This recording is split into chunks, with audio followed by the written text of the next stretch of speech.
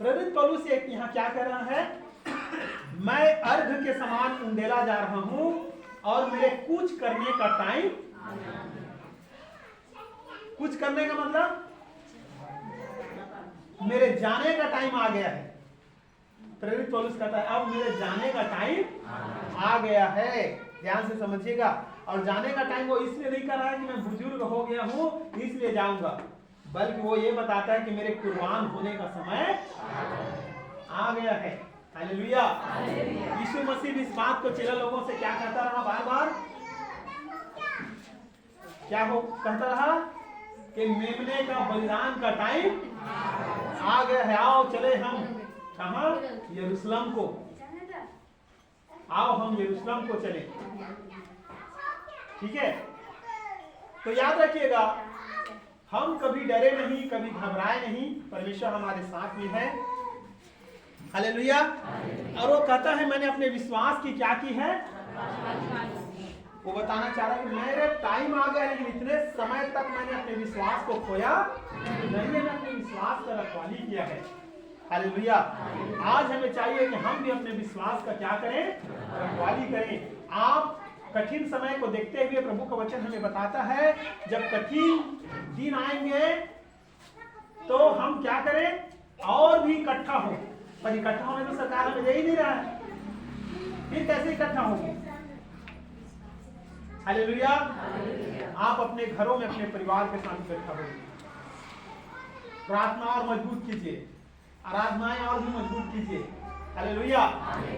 और प्रार्थना करना बंद मत कीजिए, बिल्कुल अपनी प्रार्थनाओं को कठिन प्रार्थना में बदलिए। हालेलुया। निन्वे देश के समान प्रार्थना करना शुरू कीजिए, बेगर खाए उपवास के साथ प्रार्थना करना शुरू कीजिए। परमेश्वर बड़े आश्चर्य कर्म करने जा रहा है। जब हम मांग रहे हैं कि पूरा छत्तीसगढ़ चाहिए और हमारे जीते जी चाहिए, तो हमें परिश्रम करना पड़ेगा। हालेलुया। हमें उद्धार पाने वाले लोगों के लिए प्रार्थना करना पड़ेगा। आप याद रखिएगा कई राज्य हमारे जो है वहां फांसी की सजा तैयार कर दिया गया है। मैं वहां के पास्टर लोगों से बात कर रहा हूं, पर उनका विश्वास मुझे और भयानक रीति से लग रहा है। मुझे एमपी में बुलाया गया है वचन सिखाने के लिए। वहां फांसी की सजा हो गया है पास्टर लोगों के लिए, फिर भी वहां के पास्टर लोग प्रभु के वचन को प्रचार करने से पीछे नहीं हट रहे हैं। हालेलुया। और वही कानून छत्तीसगढ़ में करना चाह रहे हैं शासन जो है। पर हमें प्रार्थना करना, हमें डरना नहीं है, चाहे फांसी दो चाहे कुछ भी दो, हमारा प्रभु आत्मा बचाने वाला है। हालेलुया। हम 60 साल 70 साल के लिए बहुत ज्यादा चिंता ना करें, परंतु अनंत जीवन के लिए चिंता करें। हालेलुया।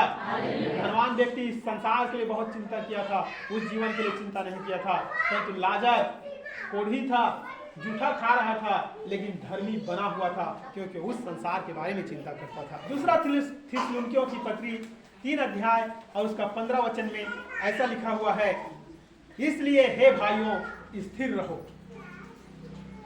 क्या रहो?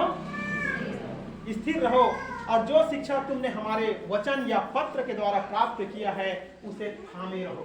जो शिक्षा उन लोगों ने पाया था, उस समय उनके हाथ में क्या था? पत्री था। क्या था? एक तो चिट्ठी मात्र था, और उसी चिट्ठी को लोग क्या करते थे? पढ़ते थे। अभी आपको पता है पिछले दिन मैंने नया नियम एक खरीदा,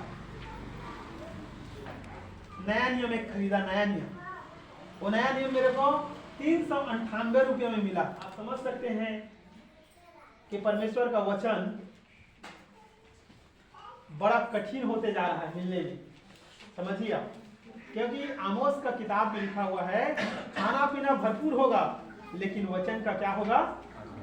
कमी होगा। हम नया नियम फ्री में लेते थे, और मैंने नया नियम आप लोगों को फ्री में दिया, बाइबल भी कई लोगों को फ्री में दिया है, लेकिन आज वो वचन, वे भविष्यवाणियां क्या होती जा रही है? पूरी होती जा रही है। इसलिए हम ध्यान से समझे इस बात को। लिखा हुआ है, इसलिए हे भाइयों स्थिर रहो, और जो शिक्षा तुमने वचन से या पत्र के द्वारा प्राप्त किया है उसे थामे रहो। आज अपने विश्वास को आपको थामने की जरूरत है। हालेलुया। आज आप लड़ाई और झगड़े सब प्रकार की बातों को छोड़कर अपने विश्वास में खरा उतरने की कोशिश करें, अपने विश्वास को बनाए रखने की कोशिश करें। Hallelujah, hallelujah. और मैंने देखा है आज आपका प्यार को 10 बजे में भी आप लोग सही समय पर नहीं पहुंच पाते थे, लेकिन 8 बजे में भी आप सही समय पर पहुंच गए हैं। ये पहचान है कि कलीसिया का प्रेम अपने आप अंदर से क्या हो रहा है, बढ़ रहा है। तो जितना ज्यादा सतावट हो रहा है, लोग क्या कर रहे हैं, कई लोग बिना खाए आए होंगे यहाँ पर, चाहे वचन मिलना चाहिए मुझे।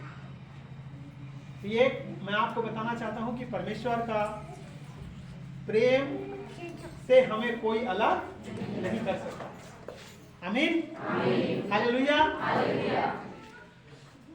दूसरी बात मैं आपको बताना चाहूंगा, पहला तिमुथी की पत्री उसका 1 अध्याय उसका 19 वचन में लिखा हुआ है। पहला तिमुथी 1:19 में लिखा हुआ है, और विश्वास और उस अच्छे विवेक को थामे रह, उस अच्छे विवेक को थामे रह, जिसे दूर करने के कारण कितनों का विश्वास रूपी जहाज डूब गया। ध्यान से समझिएगा, आपका विश्वास को थामे रहना बहुत जरूरी है। आपका विश्वास क्या नहीं होना चाहिए, डूबना नहीं चाहिए। याद रखिएगा, इतने दिन तक आपने प्रभु के पीछे चला, अगर आपका विश्वास डूब गया तो आप किसी काम के नहीं हैं। आपका विश्वास डूबना नहीं चाहिए। संसार में ध्यान दीजिए, नाव को डूबने का मतलब यहाँ पर एक उदाहरण बताया गया है। जहाज किसमें चलता है, पानी के ऊपर चलता है, और अगर पानी जहाज में आ जाए तो जहाज क्या हो जाएगा, डूब जाएगा। पर जहाज चलता किसमें है, पानी में। याद रखिएगा, हम संसार में चलते हैं, किसमें चलते हैं, और अगर संसार हम में आ जाएगा तो हम क्या हो जाएंगे, संसार में डूब जाएंगे, संसार में चले जाएंगे। चलिए आइए प्रभु के वचन से हम ऐसे व्यक्ति को देखते हैं जिन्होंने संसार में जाकर के डूब गया। चलिए एक वचन हम देखेंगे, अगर पहला तिमुथी 1:19 और 20 वचन पढ़ेंगे ना, 20 वचन, तो उसमें लिखा हुआ है हुमनियुस और सिकंदियुस, और दूसरा तिमुथी 2:17 और 19 में उनका नाम फिलेतुस करके एक और व्यक्ति को जोड़ा गया है। और दूसरा तिमुथी की पत्री उसका 4 अध्याय उसका 10 वचन पढ़ेंगे तो उसमें एक और व्यक्ति का नाम जोड़ा गया है जिसका नाम है देमास। ये 4 व्यक्ति थे, हुमनियुस, सिकंदियुस और फिलेतुस और देमास। ये चारों व्यक्ति कहां चले गए, संसार में चले गए। उनका नाम क्या हो गया, डूब गया। उनका विश्वास क्या हो गया, डूब गया। और इसलिए प्रेरित पौलुस ने ऐसे कहा, ऐसा लिखा हुआ है दूसरा तिमुथी 2:17 से मैं पढ़ रहा हूं, और उनका वचन सड़े घाव की तरह फैलता जाएगा। हुमनियुस और फिलेतुस उन्हीं में से हैं जो यह कहकर कि पुनरुत्थान हो चुका है और सत्य से भटक गए हैं और कितनों के विश्वास को उलट पुलट कर देते हैं, तो भी परमेश्वर की पक्की नींव बनी रहती है और उस पर यह छाप लगी है, प्रभु अपनों को पहचानता है और जो कोई प्रभु का नाम लेता है वो अधर्म से बचा रहे। ध्यान दीजिएगा, ये लोग लोगों को गलत वचन सिखा रहे थे। क्या वचन सिखा रहे थे, क्या गलत, क्या हो चुका है, पुनरुत्थान हो चुका है करके लोगों को क्या कर रहे थे, सिखा रहे थे। और लोगों का विश्वास क्या होते जा रहा था, खत्म होते जा रहा है। जब पुनरुत्थान हो चुका है तो हमारा तो गया भी। जब पुनरुत्थान हो चुका है और हम संसार में क्या हो गए, छूट गए हैं, तो अब हमको विश्वास करने से क्या मतलब, अब हमको प्रभु के पीछे चलने से क्या मतलब, क्योंकि पुनरुत्थान तो हो गया और हम पुनरुत्थान के भागी नहीं हुए हैं, तो हम तो नाश हो गए हैं। मतलब तो फिर प्रभु के पीछे चलने का क्या मतलब, ऐसा वो प्रचार कर रहे थे। उनका जहाज क्या हो गया, डूब गया। विश्वास रूपी जहाज क्या हो गया, डूब गया। वे अपने विश्वास के रखवाली नहीं कर पाए और साथ में दूसरों को भी इसी प्रकार की शिक्षा दे रहे थे ताकि उनका विश्वास भी क्या हो जाए, खत्म हो जाए। तो प्रेरित पौलुस ने उन्हें कहा कि मैंने संसार को सौंप दिया है, शैतान को सौंप दिया है इनको। उनका वचन घाव के समान लोगों में फैल रहा है। देमास एक अच्छा पहले एक व्यक्ति था। पढ़ेंगे हम थोड़ा सा दूसरा तिमुथी की पत्री 4 अध्याय उसका 10 वचन। दूसरा तिमुथी 4 का 10। क्योंकि देमास ने संसार को प्रिय जानकर मुझे छोड़ दिया है और थिस्सलुनीके को चला गया। बस ठीक है, ध्यान दीजिएगा, इसमें कोई पाप नजर आता है क्या? देमास ने संसार को प्रिय जानकर मतलब संसारिक भोग विलास अभिलाषाएं पूजा पाठ इस सब चीज को प्रिय जानकर वो किसमें चला गया? संसार में चला गया। संसारिक चीजों को उसे बहुत अच्छा समझने लगा देमास। लेकिन देमास पहले एक अच्छा व्यक्ति था, ध्यान समझिए, वो भी प्रार्थना में आता था, वचन में आता था। और किसके संग में रहता था? वो पौलुस के साथ में रहता था। एक वचन आप पढ़ेंगे कुलुस्सियों की पत्री 4 का 10। प्रेरित पौलुस उसके बारे में कैसा अच्छा बात कहता है। कुलुस्सियों 4 का 10।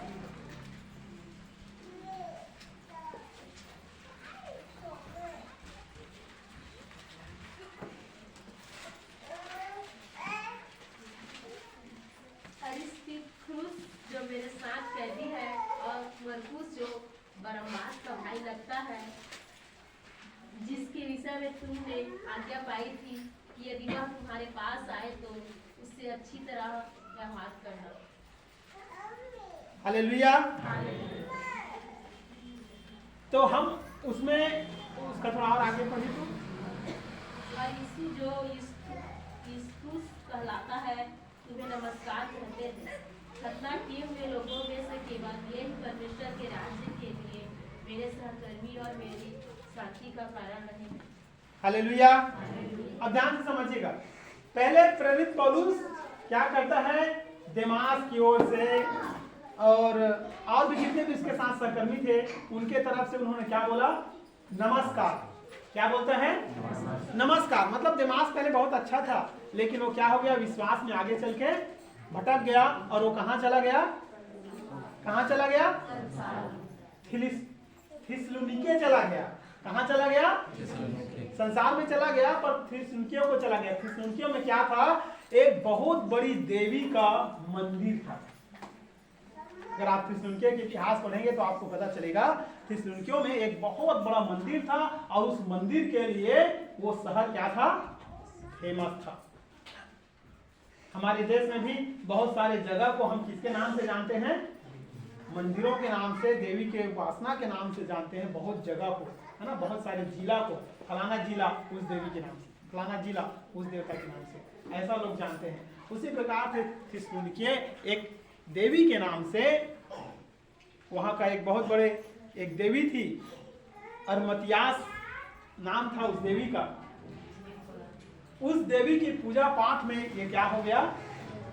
चला गया। कौन? देमास। कौन? देमास। तो आज हमें जानना है, हमें अपने विश्वास की क्या करना है? रखवाली करना है। पौलुस कहता है कि मैंने अपने विश्वास की क्या की है? रखवाली की है। और आगे लिखा हुआ है दूसरा तिमुथी उसका 2 का 19 में उसका अंतिम बात में ऐसे लिखा है, प्रभु अपनों को पहचानता है और जो कोई प्रभु का नाम लेता है वो अधर्म से बचा रहे। तो हमको अधर्म के काम से क्या करना है? अपने आप को बचाए रखना है और अपने विश्वास की हमें क्या करना है?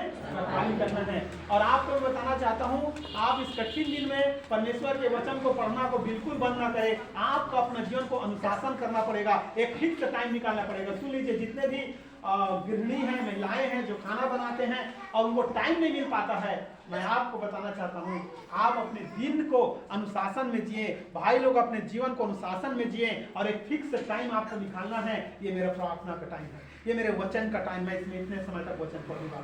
ठीक से चाहे कुछ भी हो जाए, आप क्या करना है? उस समय पर वचन पढ़ने के लिए निकाले समय। मुझे इतना घंटा, इतना मिनट मुझे वचन पढ़ना है, ऐसा आपका होना चाहिए। इतने कितने मैं प्रार्थना करूंगा। हालेलुया। आप अपने घर के सारे काम काज भी करेंगे और अपने दुल्हा को अपना प्रेम दिखाएं, उसके लिए टाइम जरूर निकालें। यीशु मसीह के लिए आप समय अवश्य निकालें। Hallelujah, hallelujah. तो आज हमें अपने विश्वास को क्या करने की जरूरत है? मेरे साथ आप प्रकाशित वाक्य किताब 3 अध्याय उसका 11 वचन पढ़िएगा।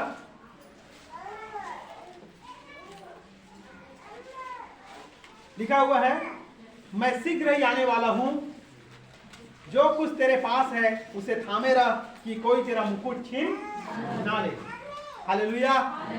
देखिए, प्रभु आने वाले हैं, वो बता रहे हैं जो कुछ तेरे पास है उसे क्या रख? थामे रख। अर्थात अपने विश्वास को हम क्या करें? थामे रखें। अपने विश्वास को हम क्या करें? थामे रखें। हालेलुया। और मेरे आने तक थामे रख। क्योंकि आप ध्यान समझिएगा, हम बार बार कहते हैं उद्धार किसका होगा? जो अंत तक विश्वास में रहे, अंत तक धीरज धरे, जो अंत तक अपने विश्वास को थामे रखे, उसी का उद्धार होगा। हालेलुया। तो याद रखें आप, इब्रानी की पत्री और उसका 10 अध्याय उसका 23 वचन लिखा हुआ है, और अपनी आशा के अंगीकार को दृढ़ता से थामे रख। हालेलुया। आपका आशा क्या है? क्या है आपका आशा? हालेलुया। प्रभु आने वाले मुझे ले जाएंगे, और कहां लेके जाएंगे? आप अपने आशा को थामे रखें। हालेलुया। अपने अंगीकार को थामे रखें, क्योंकि जिसने प्रतिज्ञा की है वह विश्वास योग्य है। जिसने हमसे प्रतिज्ञा किया है वो धोखेबाज नहीं है। यीशु ने हमसे प्रतिज्ञा किया है और उसका वचन क्या है? अटल है। हमें उसके ऊपर भरोसा करना पड़ेगा। आमीन, हालेलुया। और इब्रानी 4:14 में ऐसा लिखा हुआ है, इसलिए जब हमारा ऐसा बड़ा महायाजक जो स्वर्गों से होकर गया है ना, इसके बारे में भी मुझे बताने का टाइम नहीं है कि कितना सारा स्वर्ग है, हम सब जानते हैं। हालेलुया। इसके बारे में मैंने कई बार आपके बीच में रखा है। तो स्वर्गों से होकर गया है, अर्थात परमेश्वर का पुत्र यीशु। तो आओ हम अपने अंगीकार को दृढ़ता से थामे रहें, अर्थात अपने विश्वास को हम क्या करें? थाम करके रखें। हालेलुया। बड़े दृढ़ता के साथ। परेशानी आएगी, याद रखें, परेशानी आएगी। अगर आने वाले दिनों में समय कठिन रहा तो भी हमें प्रभु भोज के लिए एक मार्ग निकालना पड़ेगा। हो सकता है मुझे आपके घर में आकर के एक व्यक्ति को ऐसा देना पड़े। हालेलुया। पर हम करेंगे। हमारा विश्वास को दृढ़ता के साथ हमें क्या करना है? थामे रखना है। हालेलुया। क्योंकि प्रभु ने प्रभु भोज के लिए हमें क्या कहा है? जब तक मैं ना आऊं तब तक आपको इसको करना है। Hallelujah, hallelujah. तीसरे दिन मैं एक प्रभु के दास से बात चल रहा था। रायपुर में बड़ा कठिन, अभी तो रायपुर में पहले एकदम भयानक सतावट हुआ, उसके बाद फिर बिलासपुर में आया है। अभी रायपुर में नॉर्मल हो गया है। अभी धीरे धीरे फिर से कलीसिया वहाँ क्या हो रहा है? स्टार्ट हो रहा है। कल मैंने बात किया एक प्रभु के दास से, तो उसने बताया। लेकिन हमारे एरिया में अभी भी क्या हो रहा है? भारी तकलीफ है, और हमारे एरिया में नहीं हो रहा है। तो मैंने पूछा, तो उन्होंने बताया प्रभु भोज देने में घर घर जा रहा हूँ करके। वो प्रभु के दास बता रहा था कि मैं घर घर जा रहा हूँ, प्रभु भोज देख करके आ रहा हूँ। Hallelujah, hallelujah. और एक प्रभु के दास से भी चर्चा हुआ, तो उन्होंने बताया कि एक एक परिवार हमारे घर आ रहे हैं। बारी बारी एक एक परिवार क्या हो रहे हैं? घर आ रहे हैं। हम चर्चा करते हैं और वचन की चर्चा करते हैं, प्रार्थना करते हैं और चले जा रहे हैं। हालेलुया। परंतु सब के सब अपने विश्वास को क्या किए हैं? थामे हुए हैं। हमें भी अपने विश्वास को क्या करना है? थामे रखना है। आमीन। दूसरा थिस्सलुनीकी की पत्री 2 अध्याय उसका 15 वचन में ऐसा लिखा हुआ है, इसलिए हे भाइयों स्थिर रहो। भाइयों मतलब बहनों भी हैं उसमें। हालेलुया। हे भाइयों बहनों स्थिर रहो, और जो शिक्षा तुमने हमारे वचन या पत्र के द्वारा प्राप्त किया है उन्हें थामे रहो। आज जो शिक्षाएं, जो वचन आपको मिल गई है, आपको क्या करना है? उसे थाम करके रखना है। हालेलुया। और प्रभु भी आपको थामे है। आप ध्यान समझिए, मैंने पिछले दिन आपको बताया था, सबका कंट्रोल किसके हाथ में है? आप किस नजरिया से देखते हैं इस सतावट को मैं नहीं जानता, परंतु मैं इस नजरिया से देख रहा हूं कि छत्तीसगढ़ पूरा रीति से बचने के लिए जा रहा है। Hallelujah, hallelujah.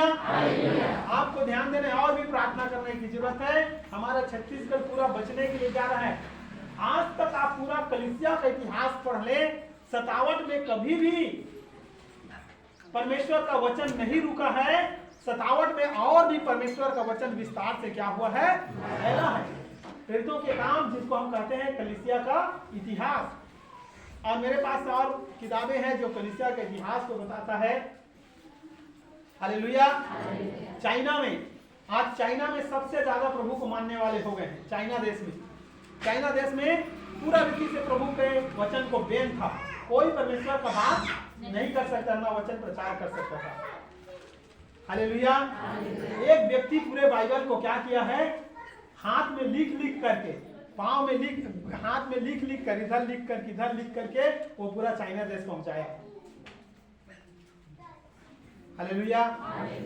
आपको एक किताब मिला था, एक बार हमने एक किताब का यहाँ प्रोग्राम कराया था,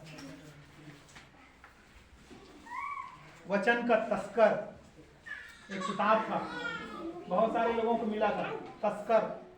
तस्कर माने तस्करी करते हैं ना, ऐसा जो बताते ना, उसी प्रकार से उसने वचन को हाथ पर में लिख के, कहीं और लिख करके ऐसा हो गया है। और पूरा चाइना में पूरा बाइबिल को लेके गया। बाइबिल वहाँ क्या था, बैन था, बाइबिल लेके कोई नहीं जा सकता था उसमें। लेकिन इसने क्या किया, वचन के कुछ भाग को लिख दिया, लिख करके वहाँ गया और वहाँ जाकर के काफी फिर उसको लिख दिया, फिर यहाँ से आया और फिर उस देश में गया और फिर जा करके लिख दिया। इस प्रकार से उसने उस देश में पूरा बाइबिल को पहुँचाया। और आज चाइना में एक पार्टी है, अभी भी एक राजनीतिक पार्टी है। हमारे देश में जैसे राजनीतिक पार्टी है और कई राजनीतिक पार्टी मसीह का विरोध करते हैं, उसी प्रकार से वहां पर एक राजनीतिक पार्टी उभरा जो पूरी रीति से बाइबिल का क्या किया, विरोध किया। लेकिन उसके बावजूद भी चाइना में सबसे ज्यादा मसीह को मानने वाले क्या हो गए, फैल गए। और आज चाइना एक मजबूत आर्थिक देश के रूप में है। Hallelujah, hallelujah. तो हम सतावट को हमारे विश्वास नाश हो जाने के नजरिया से ना देखें, परंतु देखना आप शुरू करें, इस सतावट से छत्तीसगढ़ में बड़ा काम परमेश्वर करने के लिए जा रहा है। हालेलुया। एक विश्वासी दूसरे विश्वासी से मिले और वचन की क्या करें, आप चर्चा करें, अपने स्वप्न, अपने दर्शन की चर्चा करें, अपने विश्वास की चर्चा करें। Hallelujah, hallelujah. और विश्वासी से मिलने के लिए आप क्या निकालेंगे, समय निकालेंगे। बाइबिल लेके मत जाइए, परंतु अपने विश्वास को लेके जाइए और उसके पास आप जा करके क्या करेंगे, चर्चा करेंगे। आमीन।